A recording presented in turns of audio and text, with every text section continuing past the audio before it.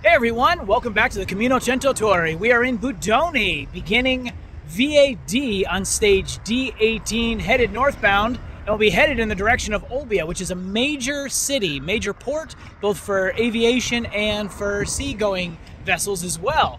But I think as we get closer, we're going to see a little more civilization, a little more touristic stuff. Unfortunately, I still have not been able to find any campgrounds that are actually open. I did find some hotels that were up to 3,000 euro per night. Most of them were in the 300 euro. So I'm not paying that, not for a camping trip. That's just gonna get ridiculously expensive. So I'm gonna keep searching. Maybe I'll find some place to sleep. I don't know. But hey, you know, gotta stay flexible and I'll find something. But for now, we gotta hike on. Once again, we find ourselves on the road. It's a parallel road because the main trail goes along the beach. And I love beaches. I don't love walking for hours in soft sand. Now on this trail, they basically designate 3 different types of road surfaces or trail surfaces: asphalt, pathway, and beach. But a lot of times the pathway is basically soft sand, so it might as well be the beach. That's just grueling. I guess I'd rather just walk on the road. So that's what we're doing for at least part of today.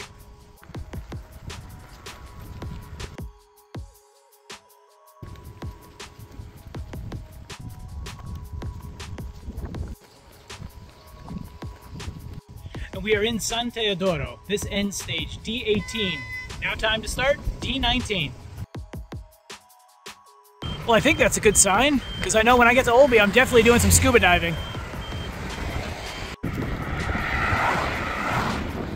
Here on the side of the road, we see one of the few fresh natural water sources that I've seen in the last 400 kilometers. I'm not just walking on the road to avoid soft sand on a beach. This is actually the official route. The shoulders, pretty much don't exist, so you gotta watch out for the cars. Okay, there's camping up ahead. Let's see if they're open. Should I hold my breath?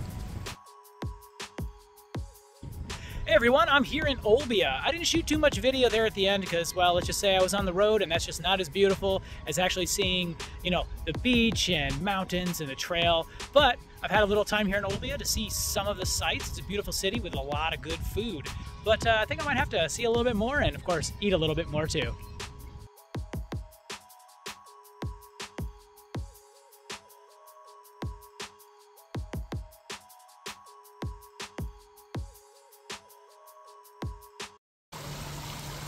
Hey everyone, it's Brian, aka Hopper, and let me tell you, this trail has been an adventure so far. And I'm here in Olbia, and if you didn't know, Olbia is actually a Greek word, I guess from the Greeks conquered this area, and it means happiness. And on the Camino Cento Torre, you can find happiness, depending on where you look. But, and I've got a list, sorry, this is gonna be a little bit longer of a part, but I think it's really important that you listen to this. So, there are a lot of positives about this trail. The beauty, the beauty of this trail. There's some sections that are amazing. The mountains, the beaches, even the animals. Maybe not the aggressive dogs, but I mean, there were lots of animals. Yeah, a lot more domesticated, you know, the pigs, the goats and sheep, but yeah, they were cool. So, yeah, and the locals. The local people here in Sardinia have been really friendly and accommodating. Just really good people, and I have no complaints there. Okay. However, there are some negatives about this trail. And hey, I've always been honest with you guys. I mean, I try to be positive, but I'm gonna be honest. There are a lot of negatives about the Camino Cento Torre, and I'm gonna tell you about them right now. Okay, the maps, all right? The maps you get from the guidebook, all right? In the guidebook, you'll have a map like this. Now, that's nothing, you can't really navigate off of that map. It's more of a guideline, but you have the QR code. And in the QR code, for the first 10 stages of the 70 stages, it would pull up a web page, and actually it does that for all 70. It pulls up the web page, but what's on the web page differs. For the first 10 stages, it had a Wikiloc GPX track that you could open up in Wikiloc, and it worked great. You could follow it. Yeah, did it differ than the paper trail on here? Yeah, a little bit. Okay, but it was what it was. The Wikiloc was way better than just using these paper maps because there are no actual paper maps that I've been able to find at all. So for those 10 stages, you could follow on your phone and it was decent. You know, you could follow the trail. But without that, you had to use the website, and the website has a embedded map. And the problem with it is if you were offline, it would work for a little while, and then poof, that map would just go blank. And then you have zero maps, zero at all. And you can't navigate on a blank piece of paper. So, oh, also with that map that was embedded in the website, the precision of the GPS was really poor. In fact, the workaround for it is to open up Google Maps in offline mode, take your cell phone and calibrate in Google Maps. And with your cell phone, that's where you take your cell phone and you got to like move it in this figure-8 pattern, and then that'll calibrate your GPS. From there, then you go back to the website if it's still working, and it'll give you precision. Otherwise, it's like, oh, you are somewhere in this 5 to 10 square kilometer area. Again, not useful for navigation at all. So that's when I downloaded the Komoot maps for certain sections of this trail. And with Komoot, it was so much better. In fact, I never had to calibrate because within the Komoot app, it calibrates by itself. It's just way better. It's kind of like Google Maps does, where it's much more precise. So that was a problem. Plus, every time you're using the offline Camino Cento Torre website and you have to switch between Google Maps and the actual website, you're using a lot of your battery because every time you have to calibrate it.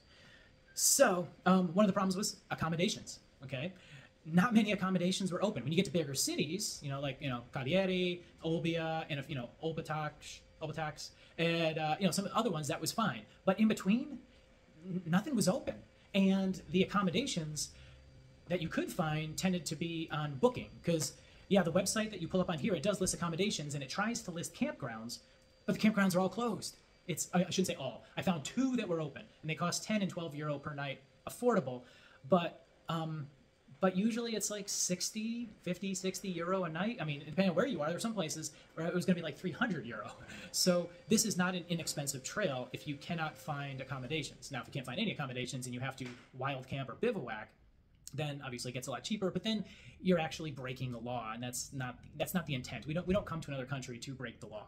So the campsites, they just weren't open. In fact, I went to one website for one of the campsites, and it said, like, I think the pre-season, the high season was August. The shoulder season was July. May was like, getting toward the pre-season. So they weren't even open yet for the pre-season. So, and you can also get the Passaporto del Camminatore, so the hiker's passport. And I got one stamp in here, one stamp from the bed and breakfast that I stayed at in Solanas. Because I think most places that stamp these are the campsites, and the campsites are closed. So this really didn't do me much good. All right. Food, okay. The food in the restaurants, that was one of the motivations I had for doing this trail, was getting to go to every town and just eating great Italian food. However, the problem is that so many places were closed. So you would get to a town and it's like, oh, closed. So yeah, you didn't really get to experience that unless you got to a big town. A lot of times, you see a sign that says, ooh, restaurante, pizzeria, and you're just like, I'm not even gonna walk 200 meters down there because I know they're closed. So now the food, you can compensate for that by simply bringing a camp stove and bringing some food, which I did. I did bring a camp stove. I didn't bring food because when I started in Cagliari in the south, there were so many food options. But eventually, I started bringing food. Or if I found a grocery store that was open, supermarket, I'd get some bread, some meat, and some cheese, and little packets of mayonnaise, and I'd make sandwiches because I could not rely on any restaurants being open. Okay, let's talk about trail conditions. All right, the trail conditions, some parts were good, absolutely, but the trail had a lot of fences. And these aren't just fences that, you could just unlock a hitch and go through. Yeah, those you could do, okay? But some of them, there was a fence that the farmer had put up because he wanted to keep his animals in. And so you couldn't go through it anymore. It just wasn't an option, so you had to go around. There were gates that were locked. Okay, there was the electric fence, which you had to go under. And if you're scared of electricity, which, hey, electricity is no joke, then what do you do? Okay, so you had the saltwater crossings. There were parts where you just had salt water, whether it was right on the beach and the trail went like right through the water. You had to wait for the wave to go out before it crashed, and you hope you ran through it as fast as you could. Or you had a saltwater inlet. And again, that was another... You're not going to go through that. Yeah, you could, but then you're just going to get rashes and chafing from all the salt that's in your clothes. You don't want to do that. So, overgrown trail. Yeah. The trail, I don't know if it just doesn't have enough people in it to hike it, if there's not enough goats eating it back, but it's one thing to create a trail. It's another thing to actually maintain it. And I would suggest that Camino Cento Torre have someone assigned to every stage, all 70 stages, and have them hike it every 6 weeks, every 8 weeks, and bring some clippers and clip back the trail. It's really simple, so I would recommend that. Okay, especially the thorn bushes. My thumb is starting to heal, so, and I do have a few tears in my shirt. But hey, but thorn bushes and overgrown tree, you can't get through it. You got to find another workaround, which can be some 5, sometimes 10 kilometers for these reroutes. So, which is gets really frustrating, So it's one thing to hike, but then it's like you hike and then you got to turn around and you got to figure out a way to get around it. I mean, sometimes it was maybe a kilometer, but usually it probably averaged like 5 to 8 kilometers on these reroutes. I had to jump over somebody's fence. It's private property. I shouldn't do that, but I was just getting really frustrated. So yeah, so I did it. Okay, hey, all right. Limited water. Okay, in the early season now where it's not too hot. Yeah, I think I carried 3.5 liters. And even that wasn't always enough if I was going to cook. If I was going to cook a dinner and a breakfast, then I probably would have needed like 5 liters. So, and let's talk about the highways. All right, some of the trails go on the roads, and especially on this last section coming into Olbia, there's no sidewalk. There's no side area that you can walk in. You are literally walking on the highway with vehicles going by at 60, 70 kilometers per hour. If you get hit, it's game over. You're done. Like you're dead. And so, yeah, I mean, there's that. Now that was only for certain parts of it, but all it takes is one car, one distracted driver looking at a cell phone, and it's game over, dude. Okay. One cool thing about being on trail is a trail family. Okay, these are people that you meet on trail. They're long distance hikers. Maybe you hike with them for a few hours, a few days, a few weeks, or the entire trail. There is none. There is no trail family because I saw 0 other thru hikers. I saw a few day hikers, but not many at all. It's a very isolated experience. So if you're looking for that social aspect on trail during this time, during late March into April, you're not going to find it. You're simply not going to find it. Okay. Let's talk about temperatures. Okay. Good hiking temperatures would probably be an early March start. Okay. But if you start when I started and the temperatures are reasonable, everything's closed. The accommodations, the restaurants, and all that is closed. Okay. If you want to wait till things are open, it's going to be blistering hot. It's going to be like 35 degrees Celsius. It's going to be like up in the 90s Fahrenheit for you Americans. So, and this may explain why none of my European hiking friends have ever heard of the Camino Cento Torre. They have never heard of it. So I don't know how many people hike this trail, but I'm guessing it's not many. That's, especially during the peak hot season. Now, would this be fine for like a section hike? Maybe one stage, maybe day hikes? Absolutely. But a through hike, in just blistering hot temperatures, I just don't think so. And I think that's why I went to a website called Fastest Known Times, just because they usually have the GPS route for trails. And I was like, oh, what is the fastest time for this trail? There was none. There was no recorded fastest time. I just don't think people hike this. And in hindsight, I can see why. That's why. And thank you guys for watching my trail videos on this so far. But based on all of this, this is why I'm going to end my hike. Okay, it's going to be hike off. The Komoot GPS tracks that I had don't cover the entire trail, and I cannot trust that there will be a cellular signal to use the maps from in here. I can't trust that the trail conditions are going to get better. I mean, even if as they are right now, they're just not good. I'm sorry. I have to be honest. Okay, so I'm ending my trail. But I'm not just going to poop on the trail. I'm going to give you suggestions, and this is more for the Camino Cento Torre Association, of how it can get better, okay? All right, improvements, all right?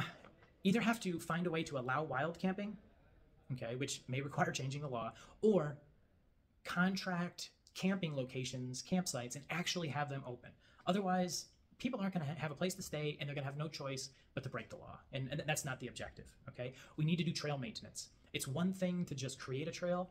You also have to maintain it. And that's why if you get one person assigned to every stage, then they can go through and do some trail maintenance. And it will help improve the trail. And if the trail has to be rerouted because, there's a saltwater inlet, then you do that, okay? So in the book, the QR codes, ditch it.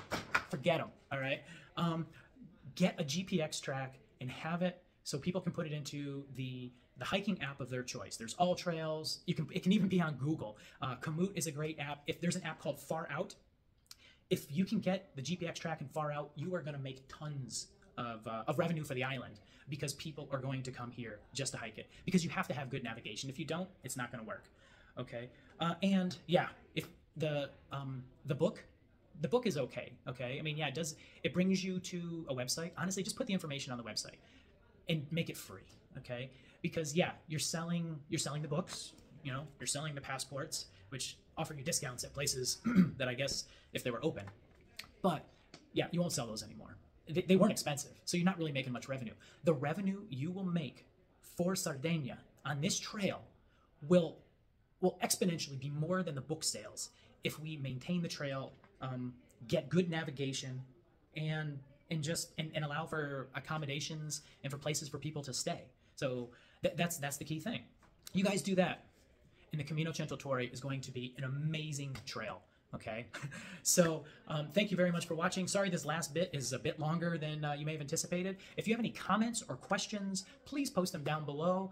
Thanks so much for watching, and while this might be a hike off for later in the year, yep, you know I'm gonna hike on. And in case you might be wondering, what am I gonna do? What am I gonna do? I just called off my hike. Well, I'm still gonna be here in Sardinia for a little while, at least.